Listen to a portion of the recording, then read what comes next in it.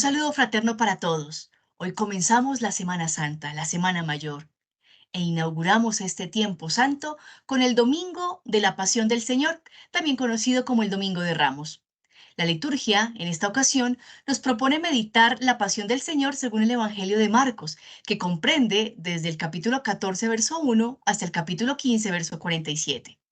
Adentrarnos en este relato ciertamente nos implica acercarnos con profunda reverencia al misterio divino y humano, pues siguiendo la trama narrativa que nos propone el evangelista, será en este punto donde se proclamará abiertamente y con contundencia aquello con lo que inicia el Evangelio en Marcos 1:1, que Jesús es el Mesías y el Hijo de Dios. Dada la extensión del relato, porque abarca 2 capítulos, nos adentraremos en 2 escenas muy sugerentes para profundizar en la comprensión de la pasión del Señor en clave de la madurez de nuestra vida de fe y el compromiso eclesial. En primera instancia, hablemos de la experiencia discipular de la pasión, deteniendo nuestra mirada en la mujer que unge a Jesús. Para poder hacer esto, recordemos unos elementos que están en el contexto próximo del relato de la pasión, para que entendamos la fuerza narrativa y la contundencia teológica que tiene esta escena. Comencemos por advertir que el relato marcano comienza intenso y hay una serie de ecos en el relato de la pasión del tema que se trató en el capítulo inmediatamente anterior, concretamente en el capítulo 13, verso 37, que después de una serie de menciones de tipo escatológico, finaliza este capítulo 13 indicando que debemos estar siempre en vela. Así que en esta actitud de estar en vela, de estar vigilantes, introduce Marcos su relato. Y en esta actitud de estar en vela, la primera escena que nos presenta en 14:1-2 es a los sumos sacerdotes y los escribas buscando engañar a Jesús para atraparlo y matarlo. Ciertamente esto no es nuevo, porque ya en el capítulo 3, verso 6, después de que Jesús cura a un hombre que tenía la mano paralizada en una de las sinagogas de Galilea, los fariseos y los herodianos ya se habían comenzado a confabular para tramar la muerte de Jesús. Pero hay otro detalle. Esta mención de una especie de odio a Jesús increciendo la ubica el evangelista en un tiempo litúrgico judío muy importante, la fiesta de la Pascua y de los panes ácimos. Fiestas que para el pueblo judío significaban el actualizar la liberación de la esclavitud de Egipto y la puesta en marcha a la tierra prometida. Así que Marcos jugará en su relato de la pasión con la conjugación del tiempo litúrgico y la situación de Jesús versus sus oponentes. Como sucederá entonces en el Éxodo, en el que el faraón se resistía a dejar salir al pueblo para que fuese liberado, en la pasión habrá una especie de resistencia para que se cumpla el proyecto salvífico de Dios a través de Jesús. Y de esta forma, Marcos mostrará cómo en Jesús se vive la auténtica Pascua. En él llegamos a la verdadera tierra prometida, que es el acceso al Padre. Ahora bien, a Marcos le encanta a lo largo de todo el Evangelio introducir un relato en medio de otro, y en este relato de la pasión pues no será la excepción. Entonces ya vimos que en Marcos 1:2 está presentada la decisión de los escribas y los sumos sacerdotes de matar a Jesús. Y si vemos en ese mismo capítulo 14, pero en los versos 10 y 11, aparecerá Judas como la ayuda adecuada que estos estaban esperando para lograr su cometido. De hecho, el texto plantea que Judas estaba buscando el Eukairos, es decir, el buen tiempo propicio para entregar a Jesús.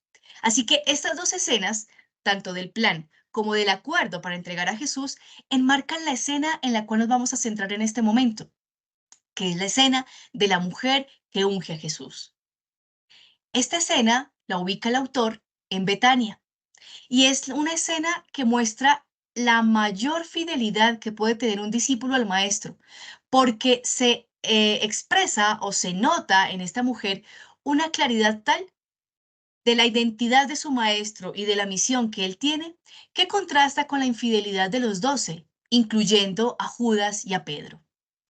Así que esta escena central entre la planeación y el acuerdo de la traición de Jesús está mostrando fidelidad y vida, como digo, en medio de una tensión que estaba evocando infidelidad de muerte. Así que la escena de la mujer que unge a Jesús en Betania la encontramos en los versículos 3 al 9 del capítulo 14.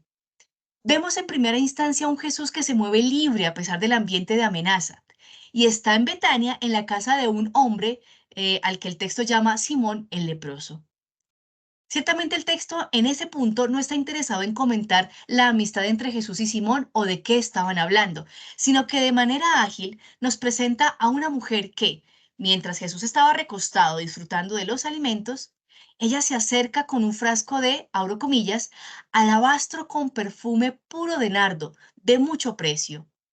Quebró el frasco y lo derramó sobre su cabeza, cierro comillas. El relato continuará indicando una discusión que se da entre unos y otros por el costo del perfume y el desperdicio que parece que ha ocasionado la mujer. Pero permitámonos contemplar algunos detalles justamente del momento en el que la mujer toma el frasco de nardo puro, se acerca a Jesús, lo rompe y lo derrama sobre la cabeza de Jesús. Primero, la mujer del relato no tiene nombre, ni se hace ningún tipo de juicio moral sobre ella. Es sencillamente una mujer que se acerca a Jesús. Ahora bien, el derramar el perfume en la cabeza del Señor nos remonta a escenas del Antiguo Testamento, pues es a los reyes a quienes se les unge. Así las cosas, esta mujer está declarando que Jesús es rey y no lo hace en un regio palacio, sino en una casa donde habitaban quizás muchos excluidos. Recordemos el nombre del anfitrión o el nombre con el que el evangelista lo denomina, Simón el leproso. Y de hecho, Betania significa casa de los pobres. Así que el gesto que tiene la mujer con Jesús no es una especie de cortesía por ser un invitado especial, sino que esta mujer está entronizando al verdadero rey de Israel. Ella está haciendo lo mismo que hizo Samuel siglos atrás al ungir a Saúl o a David. Es una mujer que refleja un conocimiento claro de quién es Jesús y por ello tiene autoridad para hacer lo que hace. Por otro lado, notemos que el texto nos indica que el perfume era puro de nardo y además agrega que era muy costoso. Era muy costoso porque era preciso traerlo de Oriente, quizás de la India, y porque pues en Israel no se cultivaba ciertamente el nardo. Ahora bien, esta planta, el nardo, tiene un simbolismo particular, ya que tiene que ser cultivada en altas montañas, muy, muy altas. Así que se conceptualizaba que el nardo era una planta asociada a la divinidad, porque al estar en la montaña estaba cerca digamos, a la atmósfera divina. Asimismo, pues el extracto de nardo era usado en la medicina de ese tiempo como analgésico y cuando se usaba en grandes cantidades era incluso narcótico. De este modo, la mujer no solo está declarando que Jesús es rey, sino que también es Dios. Y además, su realeza y divinidad se expresan por la capacidad de padecer como y desde la humanidad. En realidad, esta mujer da muestra de ser una discípula auténtica por cuanto conoce la identidad de su maestro y también el camino que le aguarda. Por eso, la unción es también un acto de caridad y de solidaridad, como una especie de intento de proteger, mitigar y solidarizarse con su maestro por el dolor que sentirá más adelante. Esta actitud entonces contrasta con la de Judas y la de Pedro, quienes no se compenetran con su maestro.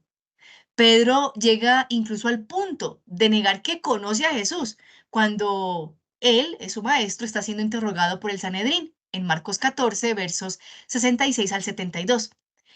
Y lo hace a pesar de haberle prometido en la cena pascual que compartieron que aunque tuviese que morir con él, no pensaba jamás negarlo. Eso está en 14:31.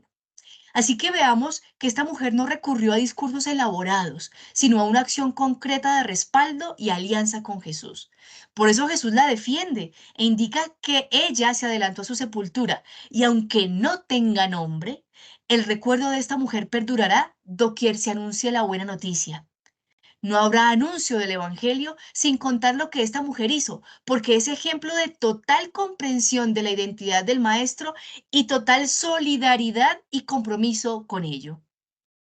Ahora bien, en el relato marcano de la Pasión, las mujeres serán presentadas como modelo para todo seguidor de Cristo, pues serán ellas las que sigan al Maestro hasta el Calvario y su sepultura, como lo vemos en Marcos 15:40 y también en el verso 47 de ese mismo capítulo. Este gesto es bellísimo y reviste a estas mujeres de gran coraje, valentía y autonomía, valores o características que para la época eran atribuidas como actitudes exclusivamente de varones.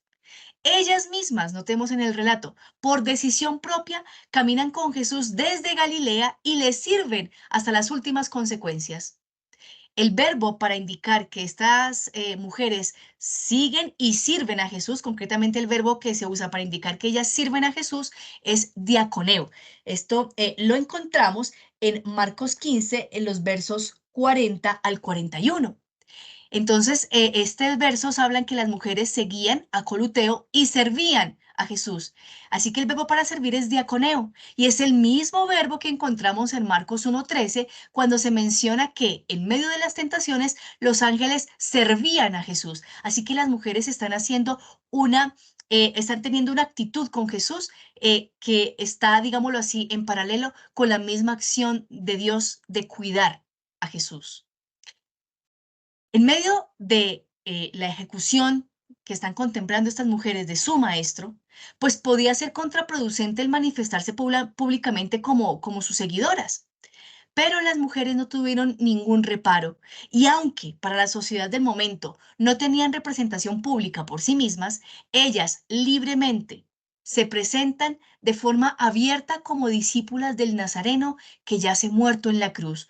Por eso por la situación de la época que no les permitía acercarse de una manera realmente próxima al patíbulo de la cruz, ellas a la distancia siguen observando y siguen acompañando leales a su maestro y también llegarán a acompañarlo hasta la sepultura.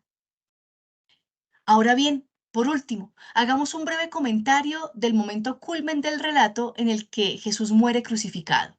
Lo encontramos en el capítulo 15, versos 33 al 39. La escena inicia con una indicación temporal. Abro comillas. Llegada la hora sexta, la oscuridad cubrió toda la tierra hasta la hora nona. Cierro comillas. Esta indicación no está haciendo alusión a un fenómeno meteorológico, sino que está relacionado con la situación existencial de la creación entera. Y en ese sentido el texto tiene un sabor al primer capítulo de Génesis. La oscuridad y la confusión cubren a la humanidad, pero Dios no está ausente, ni mucho menos indiferente. En el verso 34 del capítulo 15, Jesús grita justamente en ese momento de oscuridad para clamar, Eloí, Eloí, lema sabactani. Dios mío, ¿por qué me has abandonado? Esta es una expresión que el autor toma prestada del Salmo 22, verso 2, y la pone en labios de Jesús. Este salmo ciertamente refleja la angustia del orante en medio de la persecución y el ataque, a la vez que reafirma la confianza en la presencia y acción de Dios. De hecho, el verso 34 del capítulo 15 no es el único lugar en el que Marcos recurre al Salmo 22 para aplicarlo a Jesús, sino que prácticamente parafrasea este salmo en toda la escena de la crucifixión, especialmente cuando menciona la repartición de los vestidos por parte de los soldados y las burlas que recibe el maestro para que se baje de la cruz. Y eso lo encontramos en los versículos 23 al 32 del capítulo 15 del Evangelio. Así que pareciera que Marcos describe la agonía de Jesús teniendo como base ese salmo, concretamente en los versos 7 al 9. Escuchemos. Yo soy gusano, no hombre. Soy afrenta del vulgo, asco del pueblo. Todos cuanto me ven de mí se mofan, tuercen los labios y menean la cabeza. Se confió a Yahvé, pues que lo libre, que lo salve sin tanto lo quiere. Allí vemos esta correlación. Y también en los versos 17 al 19 del Salmo 22 leemos lo siguiente. Perros sin cuento me rodean, una banda de malvados me acorrala, mis manos y mis pies vacilan, puedo contar mis huesos. Ellos me miran y me remiran, reparten entre sí mi ropa y se echan a suertes mi túnica. Así que este recurso narrativo de Marcos pretende no solo mostrar a Jesús como alguien verdaderamente humano, sino que busca que sus lectores también se sientan identificados con su maestro y verifiquen que seguir al Señor no implica una vida de ausencia del conflicto, sino más bien una vida con sentido en medio del conflicto. En el capítulo 15, verso 37 del Evangelio de Marcos, Jesús grita por segunda vez. En griego se lee «Ho de Jesús afeis phonem megalen extepeneusen», que lo podemos traducir como «Pero Jesús, dejando salir una voz potente, sacó el aliento». Con el grito, Jesús terminó de entregar la vida, dio todo, hasta el último aliento. Y el verso 38 dirá que en ese preciso instante el velo del templo se rasgó. No se trata de un hecho histórico, sino de una descripción simbólica, este acto de rasgarse el templo. El velo cubría en el templo el Santo de los Santos, el lugar más sagrado en el que estaba el Arca de la Alianza, y a ese lugar solo tenía acceso el sumo sacerdote y podía entrar ahí solamente cada año en la fiesta del perdón o también llamada del Yom Kippur. Así que la entrega del aliento final de Jesús se traduce en acceso a Dios, un acceso para todos. Eso es lo que simboliza o significa la ruptura del velo del templo y que el texto dice que se rompe de arriba abajo, como si desde arriba se rompiera. Y esto hace eco un poco al texto del Deutero Isaías, en el que el profeta clama y le dice al Señor, ojalá rasgases los cielos y descendieras. Así que este será el comienzo del nuevo amanecer. Si la tierra, si la creación entera estaba cubierta por la oscuridad, con la entrega de la vida de Jesús, que será culmen, será grande, plena en la cruz, pero que ya ha venido aconteciendo en toda la acción misionera de Jesús, se sella ese nuevo amanecer. Las tinieblas serán vencidas. Esa oscuridad que se abate sobre la humanidad quedará totalmente destruida y se ratificará la victoria de Dios sobre todo aquello que se opone a la vida de la humanidad, a la vida de la creación, el día de la resurrección, el primer día de la semana. En el verso 39 del capítulo 15, nos dirá que el centurión que estaba frente a Jesús, cuando lo vio morir de aquella manera, dijo, abro comillas, verdaderamente este hombre era hijo de Dios. Retomemos. Entonces, el velo del templo se rompió de arriba a abajo, dando acceso a Dios a todos. Y entonces esta escena del centurión que ve morir a Jesús de esa manera, confirma el hecho del acceso total a Dios, porque es un pagano, un centurión romano, el que al contemplar a Jesús confiesa que es el Hijo de Dios. Así que el Santo de los Santos, el lugar santo por excelencia, ya no será un lugar restringido en donde unos pocos pueden entrar, sino que la humanidad y la divinidad abrazadas en Jesús serán el Santo de los Santos, será el lugar más augusto para encontrarnos con Dios y para encontrarnos con los hermanos. Y a Jesús tendremos acceso todos. Queridos hermanos, que ejemplo de la mujer de Betania, nos hagamos solidarios con Jesús a través de una ayuda efectiva a tantos que hoy entregan su vida en favor de otros. Y que también nuestro corazón se haga sensible al grito de Dios en nosotros, para que su aliento sea vida en nosotros. Un feliz día para todos.